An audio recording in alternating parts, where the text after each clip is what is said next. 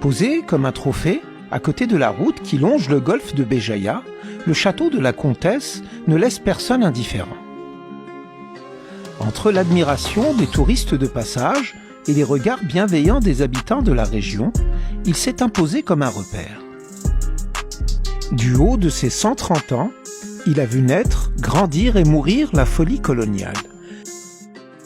Mais il a aussi été le témoin d'honneur d'une belle histoire d'amour.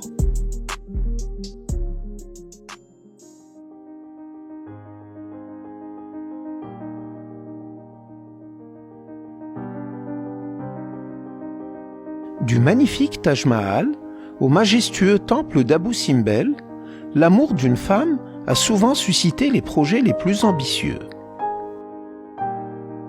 Par leur démesure, par leur audace architecturale, ces constructions ont voulu défier le temps.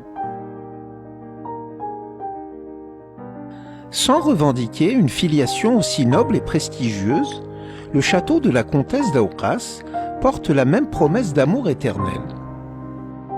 Totalement subjugué par le charme de sa femme algérienne, le propriétaire, un général français du nom de Victor Poisat, se propose de donner à cette imposante bâtisse le nom de famille de sa dulcinée. « Tu t'es marié avec moi et non pas avec ma famille », lui aurait répondu celle-ci. Face à son refus, il choisit alors le titre de comtesse pour associer celle qu'il aimait à son vaste domaine. Aucune trace écrite ne permet d'identifier formellement le constructeur originel du château. Un document de la conservation des hypothèques de Bougie, daté du 27 février 1947, désigne néanmoins messieurs Victor Poisat et Jean-Claudius Raymond Poisat, originaires de la région lyonnaise, comme propriétaires du domaine. Érigé sur une petite colline, le château dominait autrefois de vastes vignobles. De Bougie jusqu'aux gorges de Kherrata, la fertile bande de terre coincée entre la mer et la chaîne montagneuse des Babors était très largement consacrée à la culture du raisin.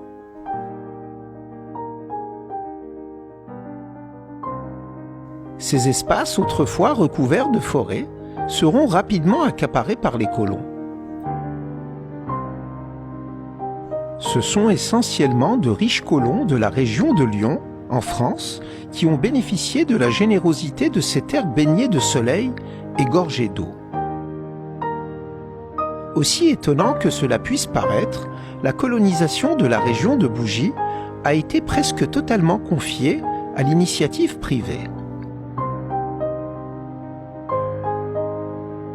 Si la plupart de ces domaines ont été dévorés par l'urbanisation, il reste encore quelques vestiges de cette époque, tels que le château de Djoua, situé à quelques encablures de Bougie. Moins somptueux que le château de la Comtesse, celui-ci affiche néanmoins les mêmes raffinements architecturaux et la même quête de noblesse.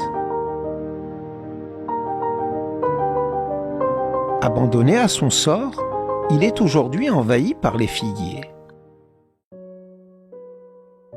Grâce à sa singulière beauté et à la mobilisation du mouvement associatif, le château de la Comtesse a échappé de peu à un aussi funeste destin. Longtemps abandonné ou livré à des initiatives hasardeuses, il a fort heureusement bénéficié d'un important programme de restauration. Placé sous l'égide du ministère de la Jeunesse et des Sports, il a été transformé en une très jolie auberge baptisée du nom de Mohamed Boudiaf. Bien que les vignes aient aujourd'hui laissé place à la culture maraîchère, la bâtisse semble encore veiller sur les lieux.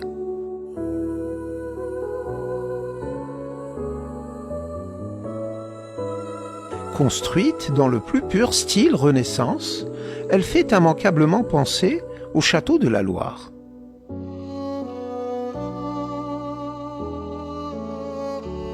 Par son respect des principes de symétrie, l'équilibre de ses proportions, ses arcs surbaissés et ses ornements architecturaux tels que ses piliers décoratifs ou encore les consoles, la demeure dégage une délicate impression de légèreté. Avec ses belles lucarnes orientées vers le nord, le vieux château semble regarder ailleurs. D'après certaines sources, il semblerait que ce soit un architecte italien qui a dessiné les plans et dirigé les travaux. Autour de la bâtisse principale, des dépendances ont été aménagées au fur et à mesure du développement de l'exploitation viticole. Une maison pour les domestiques, une étable et des cuviers pour recueillir et fouler au pied le précieux raisin sont ainsi venus se poser autour de la maison de maître. Si aucune trace écrite ne permet de situer dans le temps le début des travaux, la date inscrite sur le linteau de ce qui servait autrefois de cave de vinification laisse supposer que l'édifice a été réceptionné autour de l'année 1890. Représentant le soubassement sur lequel repose le château, cette cave semble avoir traversé le temps sans avoir subi trop de dommages. Haut de 7 mètres et d'une superficie de plus de 170 mètres carrés, cet espace affiche des formes très épurées. À l'extérieur, l'un de ses murs porteurs est renforcé par d'imposants contreforts qui ajoutent au caractère monumental du château.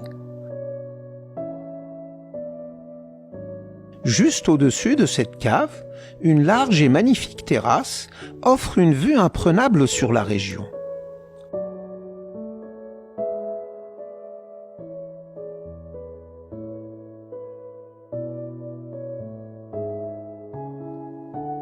Le porche qui s'étire au-dessus de cet espace donne accès à ce qui était autrefois l'entrée principale de la demeure.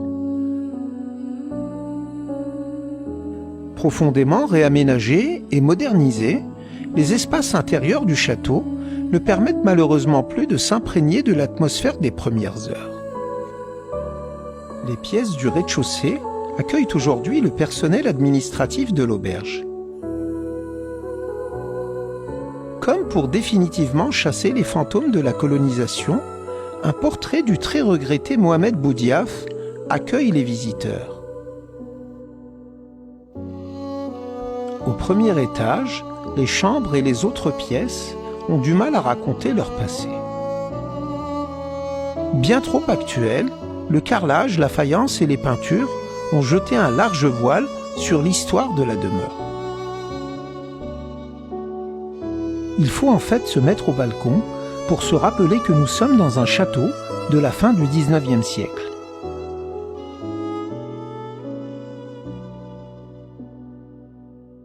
Au-dessus du premier étage, le grenier laisse apparaître la charpente sur laquelle repose le toit et sa belle coupole d'ardoise.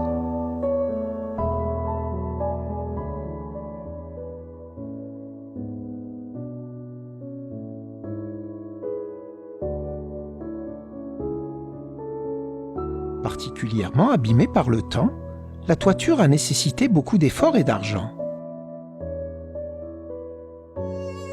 Il a d'ailleurs fallu faire venir de l'étranger la très distinguée variété d'ardoise dont elle est recouverte.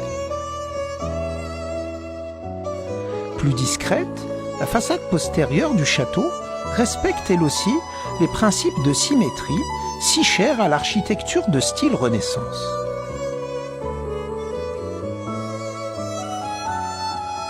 De ce côté, les fenêtres donnent sur une jolie placette agrémentée de plantes. Le matin, lorsque le soleil est au rendez-vous, 2 palmiers centenaires projettent leur ombre sur les murs de pierre.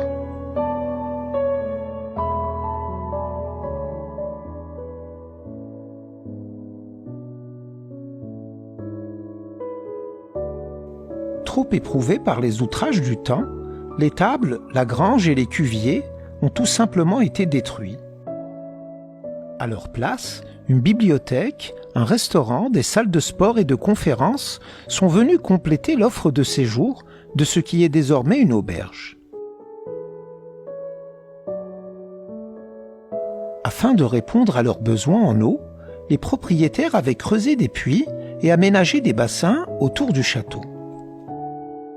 Désœuvré, mais toujours à flot, l'un de ces puits alimente de temps à autre une improbable cascade artificielle.